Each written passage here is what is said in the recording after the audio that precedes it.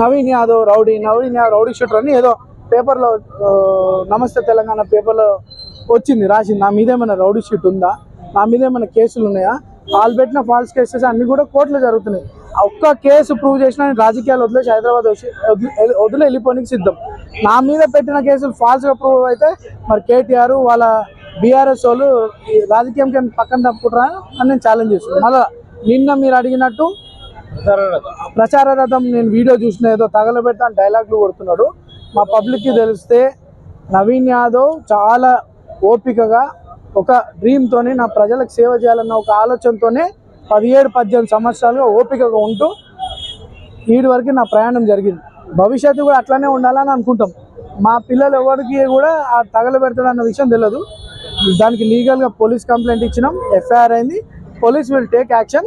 ఫర్దర్గా బీఆర్ఎస్ వాళ్ళు పిచ్చి పిచ్చి వేషాలు పిచ్చి పిచ్చి తమాషాలు వేసుకొని ఇది నా ఇల్లు జూబ్లీహిల్స్ నా ప్రాంతం ఎక్కడి నుండో వచ్చి ఈడ మనుషుల్ని కొడతాం తగలబెడతాం అంటే మీరు కాదు కదా, మీ బాసులు కూడా గల్లీలకి బయటికి పోలేరని చెప్పి సందర్భంగా తెలియచ్చు. మీరేమైనా అభివృద్ధి చేసి ఉంటే అభివృద్ధి కార్యక్రమాలు చేసి ఓటు అడగండి, అభ్యంతరం లేదు. అనవసరంగా పర్సనల్గా టార్గెట్ చేసి వ్యక్తులను టార్గెట్ చేసే ఉద్దేశంతో నీటికి వస్తే మాత్రం ఎవరు కూడా మీ ఇల్లు కూడా మీ గల్లీలు దాటారు, మీ ఇల్లు చూడరు. బీఆర్ఎస్ పార్టీ అమ్మని వచ్చి చూపిమారండి. ఏం అభివృద్ధి అయింది, ఏం అభివృద్ధి అయింది? అభివృద్ధి అయింది అంటే రోజు ఒక 4 మీద కేసులు అయ్యి అభివృద్ధి.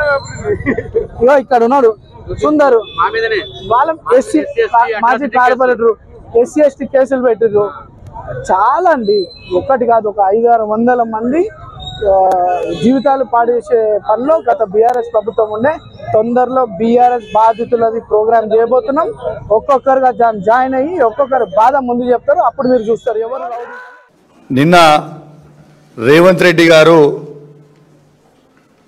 నిన్న సభ పెట్టిండు. సినిమా కార్మికులందరికీ కూడా ఇది చేస్తా అది చేస్తా అని చెప్తా ఉన్నాడు. రేవంత్ రెడ్డి గారు, నేను సూటిగా నిన్ను ప్రశ్న అడుగుతున్నాను, నా ప్రశ్నకి నువ్వు జవాబు చెప్పిన తర్వాత ఓట్లు అడుగు.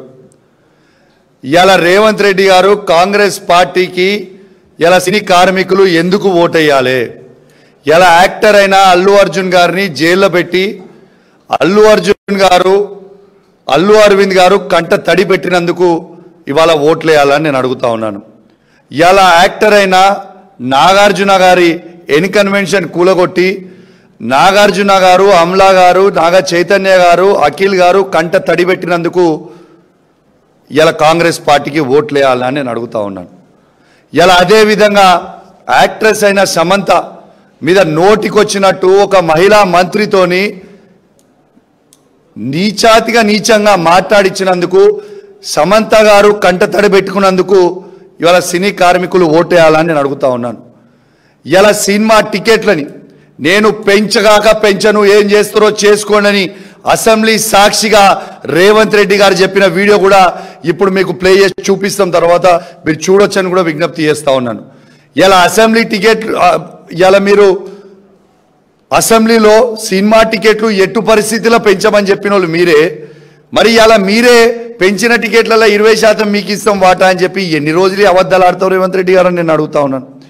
ఇలా యావత్ సినీ లోకాన్ని ఆలోచించమని చెప్తా ఉన్నాను. ఏ విధంగా మన సినీ ఇండస్ట్రీని రేవంత్ రెడ్డి గారు ఇబ్బంది పెట్టినరో ఒక్కసారి మీ గుండె మీద చేసుకొని మీరు ఆలోచించుకోవాలని మీ అందరు కూడా విజ్ఞప్తి చేస్తా ఉన్నాను. కేసీఆర్ గారి ప్రభుత్వం ఉన్నప్పుడు సినీ ఇండస్ట్రీని పూలల్లో పెట్టుకొని సినీ కార్మికులని పూలల్లో పెట్టుకొని చూసుకుంది కేసీఆర్ గారి ప్రభుత్వమా కాదా ఒక్కసారి మీ గుండె మీద చేసుకొని ఆలోచన చేయండి మీ అందరికి కూడా విజ్ఞప్తి చేస్తా ఉన్నాను.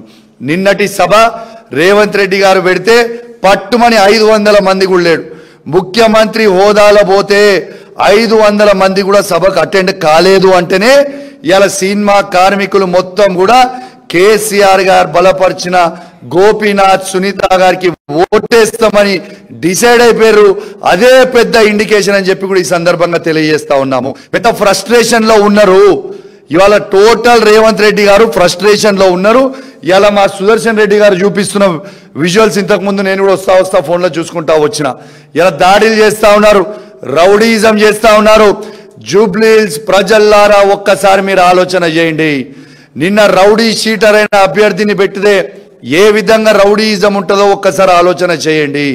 ఇవాళ ఎమ్మెల్యేలని ఇలా మమ్మల్నే తిరగనియాడట, గల్లీల నుంచి మమ్మల్నే బయటికి పోనీయడట. ఇలా మా పరిస్థితి ఆ విధంగా చేసిందంటే ఇలా జూబ్లీహిల్స్ ప్రజల సామాన్యుల ప్రజల పరిస్థితి ఏ విధంగా ఉంటుందో ఒక్కసారి మీరు ఆలోచన చేయండి. రేపు బాంబుని తీసుకొచ్చి మీ కుర్చీ కింద పెట్టుకున్నట్టే, కత్తులు తీసుకొచ్చి కాంగ్రెస్ పార్టీ రౌడీలకి మీరు ఓటేస్తే, బాంబులు తీసుకొని కత్తులు తీసుకొని మీ కుర్చీ కింద మీరు పెట్టుకున్నట్టే ఒక్కసారి మీరు అందరు కూడా ఆలోచన చెయ్యాలని మీ అందరు కూడా విజ్ఞప్తి చేస్తూ, జూబ్లీహిల్స్ ప్రజల ద్వారా ఒక్కసారి హైదరాబాద్ సిటీని మీ గుండె మీద చెయ్యేసుకొని ఇలా కేసీఆర్ గారు కేటీఆర్ గారు ఏ విధంగా హైదరాబాద్ని అభివృద్ధి చేసిండో ఒక్కసారి మీ అందరు కూడా ఆలోచించాలని విజ్ఞప్తి చేస్తూ, మీ అందరికి కూడా నా చేతులు జోడించి మరీ కోరుతా ఉన్నాను. ఇలా కేసీఆర్ గారు బలపరిచిన గోపీనాథ్ సునీత గారిని ఓటేసి బీఆర్ఎస్ పార్టీని గెలిపించాల్సిందిగా కోరుకుంటూ సెలవు తీసుకుంటా ఉన్నాను. జై తెలంగాణ, జై కేసీఆర్.